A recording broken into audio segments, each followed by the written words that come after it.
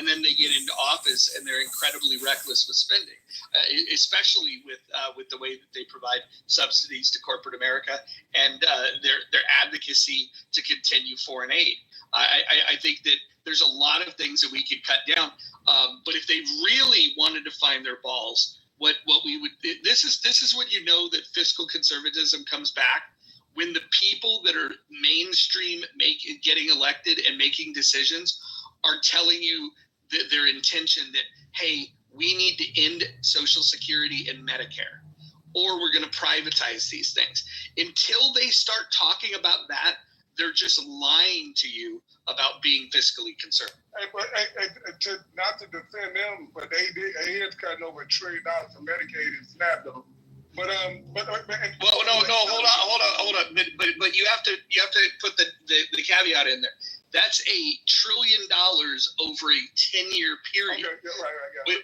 Which, by the way, in 2028, depending on who wins the and what Congress looks like, all of this stuff could get reversed anyways. And so by the time that 10 years is over, my guess, my prediction is that they're not going to save $1 trillion. They're not going to get anywhere close to that. In fact, if I had to guess that by 2034, when they say they're going to save $1 trillion, I think they're going to actually spend more money because, I think they're going to spend more money. And we don't disagree about spending. Like I'm not for foreign spending. I'm not for corporate welfare or social welfare, for that matter. But you can't continue to do foreign welfare and corporate welfare, but tell the people, especially students, like, no, we can't do. This is where we draw the line at. So if you're gonna do that, then you got to cut them off. It ain't. So I'm not gonna praise them because I agree with cutting spending. I'm not going to praise them because they cut it in one way that hurts the people when they didn't address the main two ways at all. So now that's the problem. Not only the hypocrisy is that who they are targeting, they are clearly targeting the people.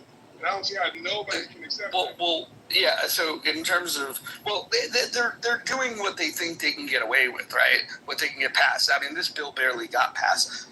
So they do what they think they can get done.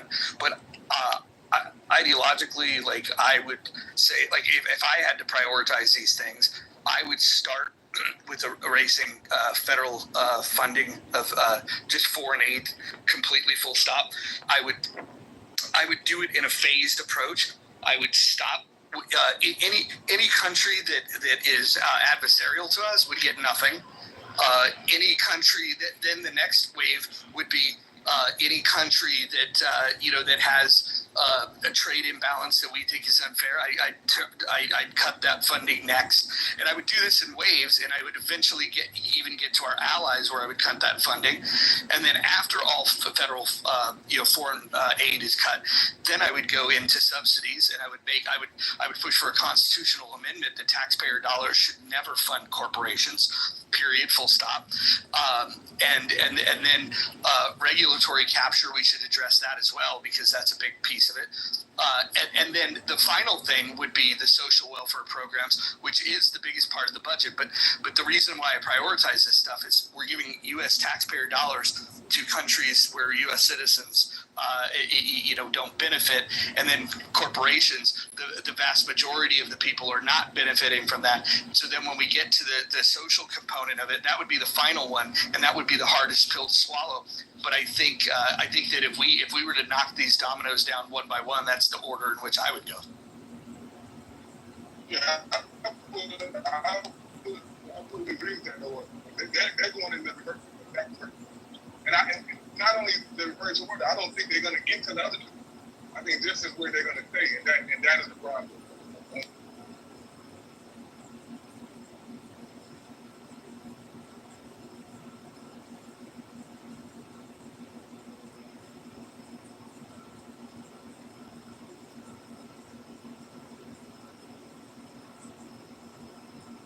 I still didn't get my answer.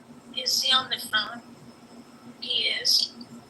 But does anybody know when we talked about the education, Department of Education going to the states, did this really mean for the loans to be, Mojo, are you here? I'm back, yeah. Okay, so I said I still didn't understand. I didn't get the answer that I was looking for. So do you know when we talk about, this Department of Education going to the states, does that mean the loans be handled by private sectors or still by government, but now by the states? No, all loans will be private debt. There will be no more, unless something changes, there will be no more federal student loans here again.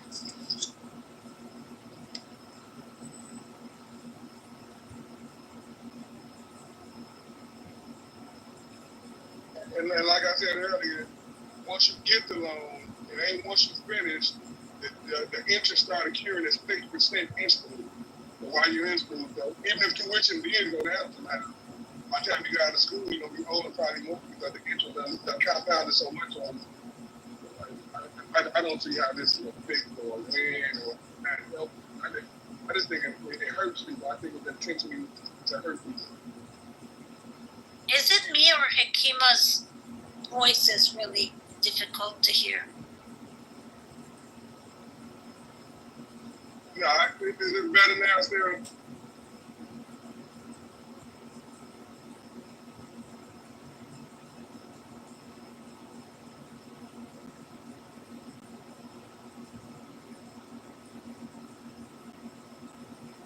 Sorry, I'm at the grocery store. I'm going to probably have to stay muted for a little bit. Matter of fact, I need to turn the volume down. Can't afford for you guys to ruin my reputation by saying weird things.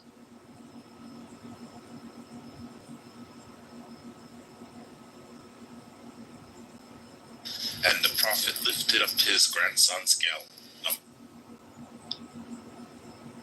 You talk about pedophile, what happened? Al-Hussein, yeah, his grandson.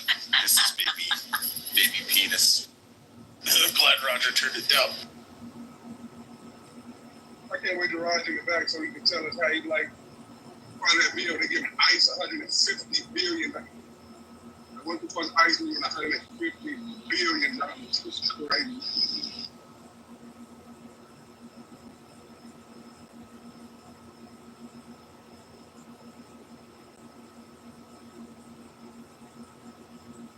All I know is if the student loan goes from federal to private lender, that is actually going to be the start of systemic racism and systemic classism. 100%.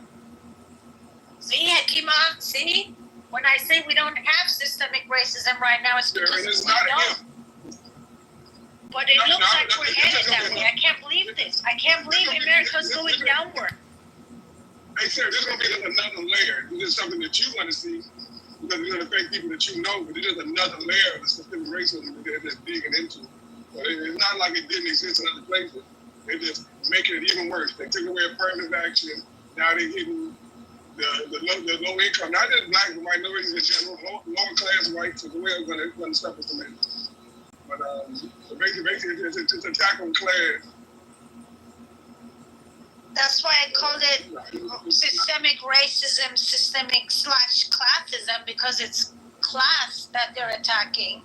If they do this, I don't know if this is going to happen, honestly. I don't think it will happen. I hope it doesn't happen. He's signing it into the law tomorrow. Like, it's not an if. Like, No. It's going to pass Congress, and it's... What is in that bill that is regarding this? So student loan is done. The government is not paying student loan. No, that's not it. I don't even know what's in the bill. That's in the bill. The government, they will privatize student loans. That is, even people that got current student loans. Okay, I gotta go read this bill. I gotta go read this bill. I might take. Sarah, do you only talk when others are talking? That is something I do often too. Yeah. Sarah, can I just say this? This is my hope. What happens with private lenders? I hope that they do discriminate, but the ones that I want them to discriminate against are those that are less likely or higher risk of defaulting on the loan. And so, yeah, I want people to have their credit scrutinized, so then they can make assessments of whether or not it's wise to give them this loan or not. And so, if the end result that ends up meaning that an identity group has a larger percentage. That's just that's something that I'm willing to accept, because the number one thing is, and I don't care how it turns out, other than just making sure that we're doing this on the basis of credit worthiness. If you don't have credit worthiness, they shouldn't give you a loan. And the previous way was allowing. Hey, Rob, you know how many black, hold on, Sarah. You know how many black or low-income people or just poor people just don't know about credit? So like they have no credit. Like when you're 18, a lot of black people didn't know what credit was. They have bad credit. So they're not gonna qualify just for the simple fact that they didn't have a parent that they could attach them to their credit card that could help them get credit they could. So now you're getting punished for a lack of knowing, a lack of knowledge in the system that you've been systemically held back in. Like I think on the surface, I get what you're saying, but when you're really thinking about it, like the shit is not okay, right? And Roger, you earlier told me to take a couple math classes. I do have an MBA, and I understand where you're coming from and what you hope to see happens from this loan going to private lenders. But as how the business is supposed to work and how the loan department's supposed to work, it doesn't work in the way that you and I wish. The way it works is they don't care who that student is, what their GPA is, what they may or may not accomplish in future. They're going to look and see, what does this person have that they can hold on to as collateral damage, before wanting to lend the money to them. And that is absolutely going to affect this is really bad. I don't know. Wait, hold on. Absolutely. No, hold on. And Nix, it's not your turn to speak. And if you interrupt again, you're going to be removed from the room. LOL. We're not bringing you back up. You're just a fucking retard. Period. Sarah, so here's the issue, right? If you were the bank, if you were lending money, don't you believe that it's your right to establish the criteria for assessing? Definitely. Okay. And the way I'm gonna place that, characteristics of it is going to actually contribute directly into systemic racism and systemic classism. That's how I'm going to do it. Wait, hold on. I want to respond to the retard in the chat. He seems to think that the banks are backed by tax dollars. Now, we have given them bailouts, which was tax dollars. There's that. So I'd agree on that front. But I would bet this moron thinks that FDIC comes from taxpayer dollars. I would bet that this moron believes that. I would bet that he doesn't understand what member banks funding FDIC actually means. I would bet that this idiot is, he does know. He does know. Okay, so explain to me, Nix, from the chat. No, I'm not bringing you up. You're an ignorant fool. But from the chat, tell me, how is FDIC funded?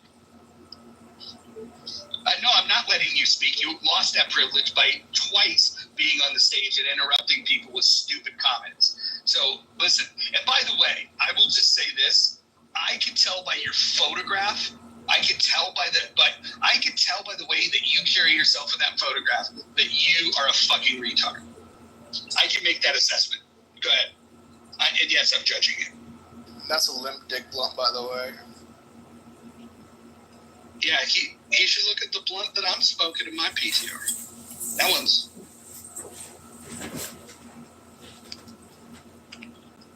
I don't know how. Anyways, is funded. I assume it's just a regulation.